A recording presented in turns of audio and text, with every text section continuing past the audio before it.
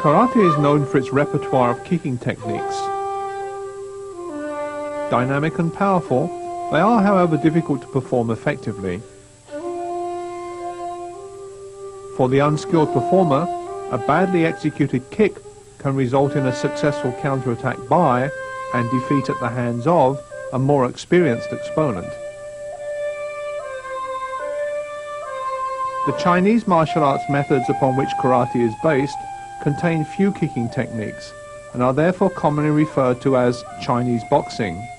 Then as now, the emphasis was on striking techniques delivered with the open hand, the legs being used only infrequently to block, to trip and to sweep. The martial arts of southern China, especially those of the Fujian region, were taken to Okinawa by Chinese emigres and returning Okinawans. There, a little more emphasis was placed on kicking techniques, which the short and often very strongly built Okinawans were able to deliver with great power and dexterity to the lower extremities of their opponents. However, it was not until karate made the voyage up the Okinawan island chain to Japan in the 1920s that kicking techniques really began to develop. The Japanese lifestyle and culture contributed greatly to this movement. Accustomed to sitting on the floor from childhood, the Japanese developed powerful hips and strong, flexible legs. There was another reason for the great physical strength and prolific endurance of the inhabitants of this mountainous nation. During the long feudal period, horses and horse-drawn vehicles were denied to all but the members of the ruling elite. Even the wealthy travelled in palanquins, carried by their retainers. Being forced to walk everywhere carrying their possessions on their backs did a great deal for both the physical and the mental stamina of the ordinary Japanese people. Modern kicking techniques result from the physical abilities of the karate pioneers, coupled with the research and collective experience of instructors over the past 70 years. In accordance with the principle of function dictating form, they are remarkably similar to other defensive arts which have an extensive repertoire of kicks, such as savate. As these methods were developed and became more physically demanding, so systematic training and warming up methods became essential if injuries and accidents were to be prevented. To kick powerfully and accurately requires power, flexibility and control. The ability to do so safely, with the very minimum of exposure, comes only from systematic and safe training under the guidance of an experienced instructor. This video, like the two that preceded it in the winning series, presents technical material performed by professional instructors of the highest caliber.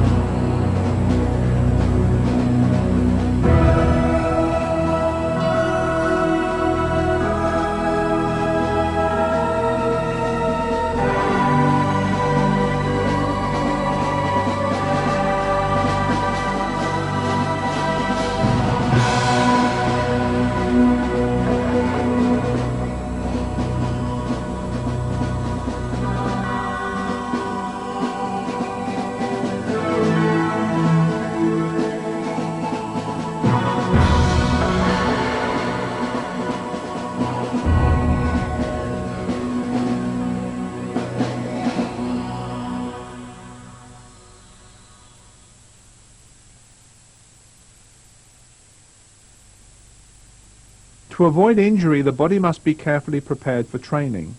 After practice, equal care is necessary to return it to a state of rest. Failure to do this will lead to lost training time and therefore slow progress.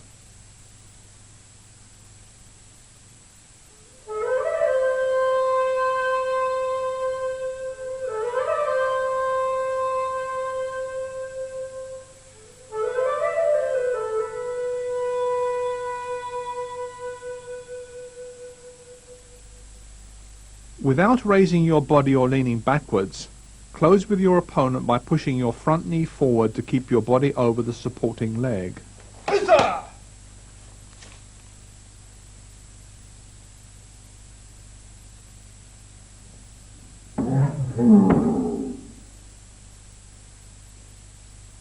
As you bring the back leg forward, raise the knee high as you launch the attack.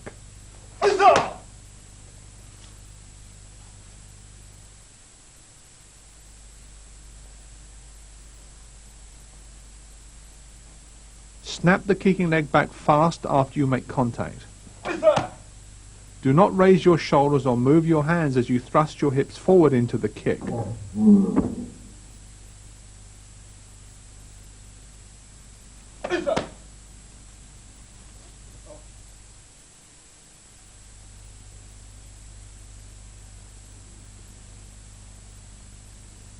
Lift your knee and push your body strongly forward with the supporting leg.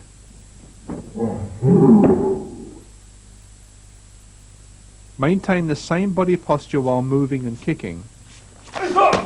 This is a useful technique when the opponent is close to the edge or in the corner of the competition area.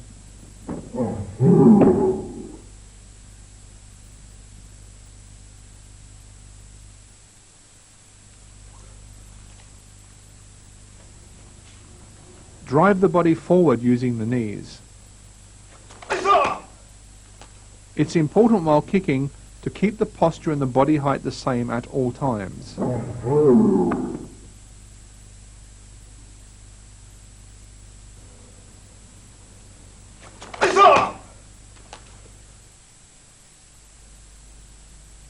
Lift your leg high to prevent a counterattack and to hide your movement from your opponent's line of sight. When your leg is high enough, push the heel of the supporting leg forward as you twist your hips into the kick.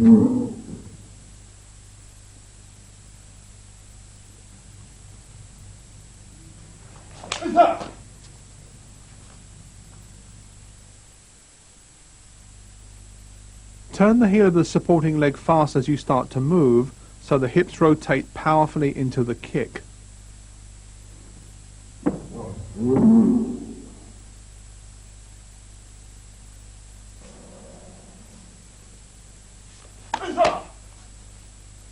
The angle of this kick makes it difficult for an opponent to see and therefore counter.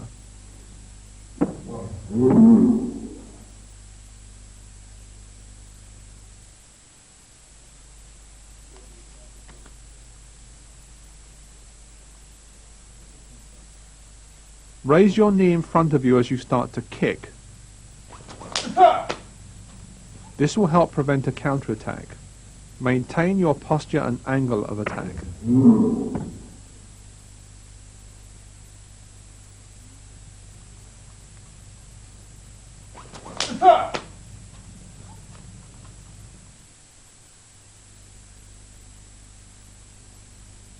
Move out of the line of attack by veering to the side using a soft circular motion before you kick.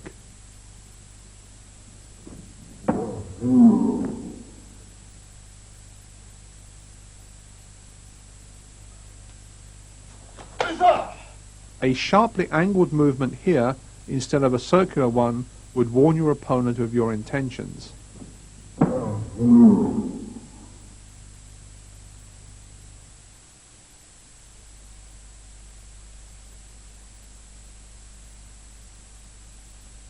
Do not allow your hips to swing as you perform this technique. Move your right hip directly in towards your opponent's right hip as you kick him.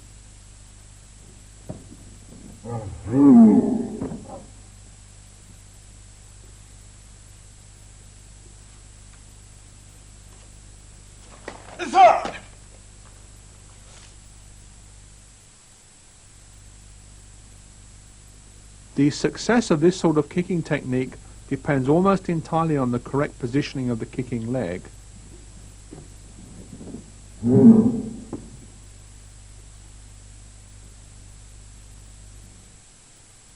It must be raised high enough in front of your body to protect you from a counterattack.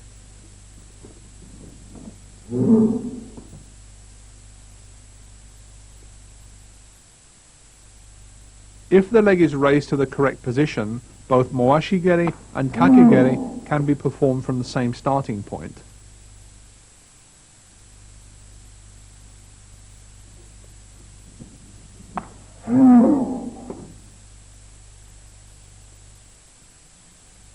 This demonstrates how the raised knee can thwart an attack.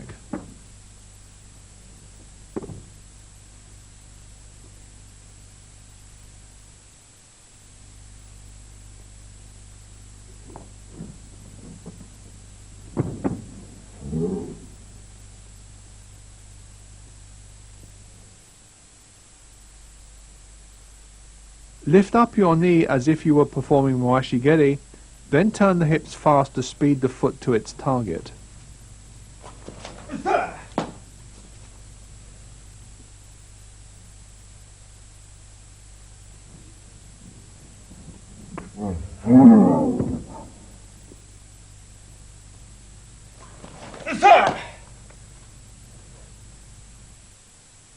Turn the hips using a small, fast movement, taking care not to lift the leg sideways, as this can cause you to miss your target.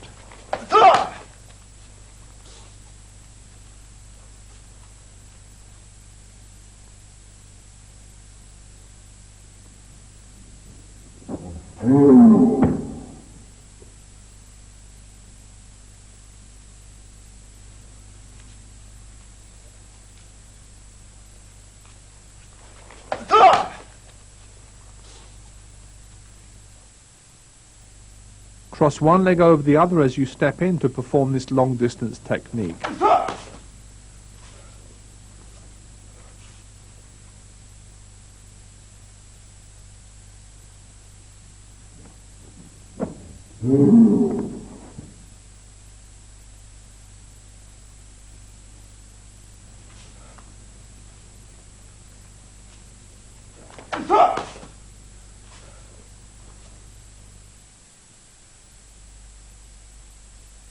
This technique, when performed in this fashion, can be used at a closer distance than ushurogeri.